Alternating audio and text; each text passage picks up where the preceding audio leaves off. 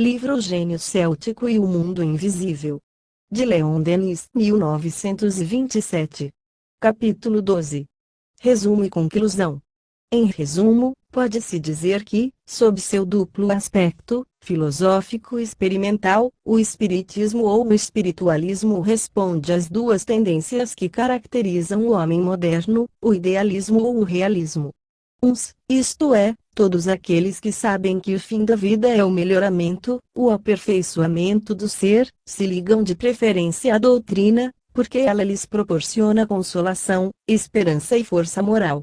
Os outros preferem a experimentação, mas esta, verificou-se, necessita de condições múltiplas e de qualidades raras, isto é, um ambiente fluídico favorável, a paciência e a perseverança, o hábito do controle, sobretudo, um conhecimento antecipado das forças e das causas em ação nos fenômenos, conhecimento que não se adquire a não ser por meio de estudos sérios e aprofundados.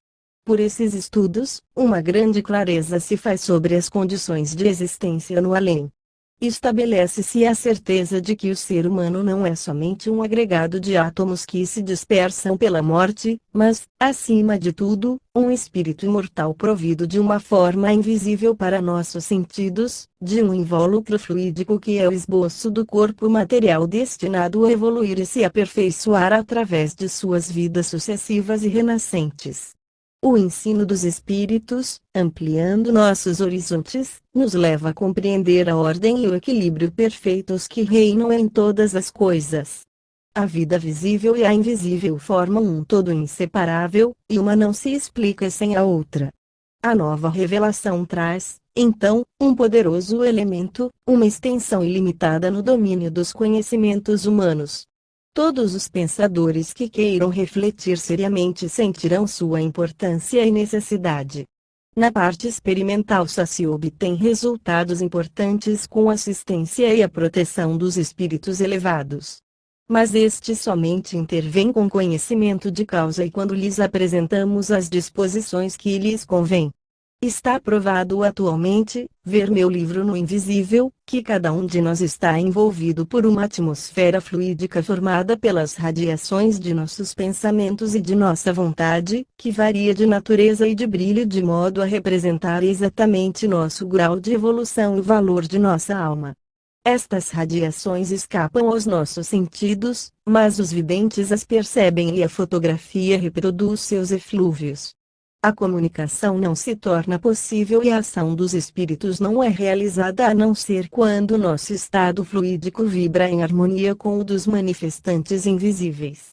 É preciso um exercício espiritual, um longo e perseverante esforço de vontade, para colocar nossas radiações psíquicas em condições de sincronismo que permitam entrar em relação com as entidades de uma certa ordem e obter os fenômenos intelectuais que são a quintessência do espiritismo.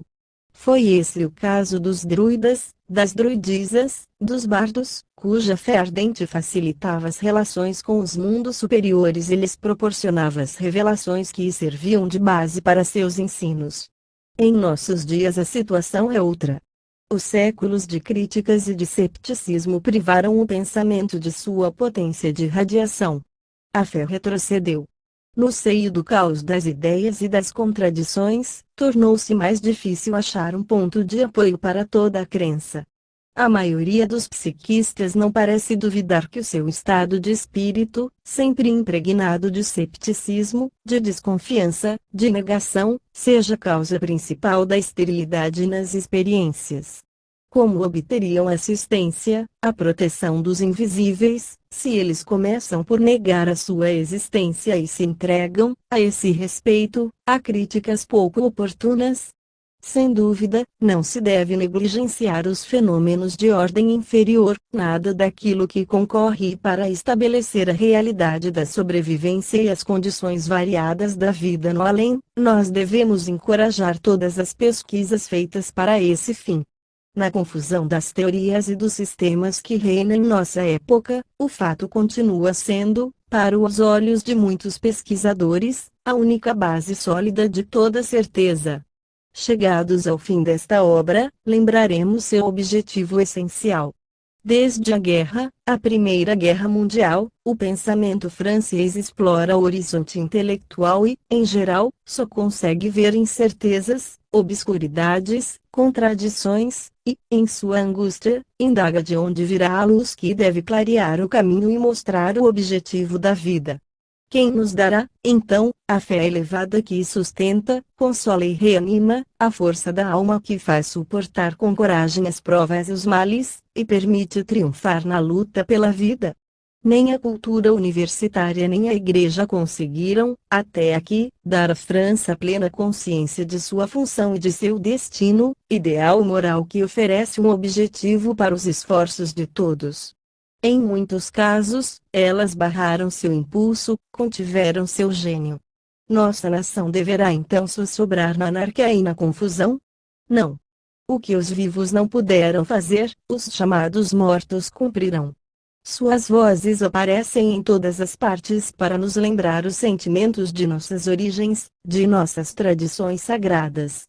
Os espíritos dos antigos druidas, tendo Allan Kardec à frente, vêm-nos afirmar que o Espiritismo é uma ressurreição de suas doutrinas e que eles vão trabalhar para propagá-las em todos os ambientes, acrescentando que, na sua intervenção, serão seguidos por todas as nobres e grandes almas que ao longo dos séculos conseguiram, pela literatura, perpetuar a ideia a fim de que ela não pereça totalmente. Do que precede, não se deve deduzir que nós abandonamos os princípios do Cristo e renunciamos ao nosso título de cristãos. Não, seguramente, assim como nos afirma Allan Kardec, as três grandes revelações, oriental, cristã e druídica, emanam de uma única fonte e se reúnem no seu foco inicial. O ensino de Jesus foi mais ou menos velado e desnaturado pelos homens, reconstituindo em sua essência pura, vamos encontrar-lhe idêntico às doutrinas dos druidas, com mais mansidão e caridade. Sua semelhança não pode nos surpreender, pois sabemos que elas têm uma origem comum, sobre-humana, mas, hoje, para a reabilitação de nosso país, as branduras do Evangelho não são mais suficientes e é preciso acrescentar a virilidade céltica. Respeitando-se as doutrinas oriental, búdica e cristã, e nos adequando àquilo que elas têm de belo e grande, devemos nos ligar, de preferência, às nossas verdadeiras tradições nacionais, porque elas respondem à nossa natureza, ao nosso caráter, às nossas necessidades intelectuais. Elas inspiraram tudo o que nossa raça produziu de nobre e generoso no passado e constituem o móvel essencial de nossa evolução futura. É retornando a elas que reencontraremos a plena consciência de nós mesmos, nosso equilíbrio moral, a alegria de nos sentirmos no caminho verdadeiro traçado pelas leis superiores. Após as terríveis provas da guerra, no meio do arrebatamento das paixões e dos interesses, a voz dos antepassados se fez ouvir e a verdade saiu da sombra. Ela nos diz: tu morres para renascer, renasces para progredir, para te elevares através da luta e do sofrimento. A morte deve deixar de ser um motivo de pavor, porque atrás dela vemos ascensão na luz. Assim como, acima da camada sombria das nuvens que, às vezes, envolve a terra, o céu permanece eternamente azul, do mesmo modo, além das vidas terrestres agitadas e dolorosas, reina a vida calma e serena de Gwynfide, a vida radiante do espaço.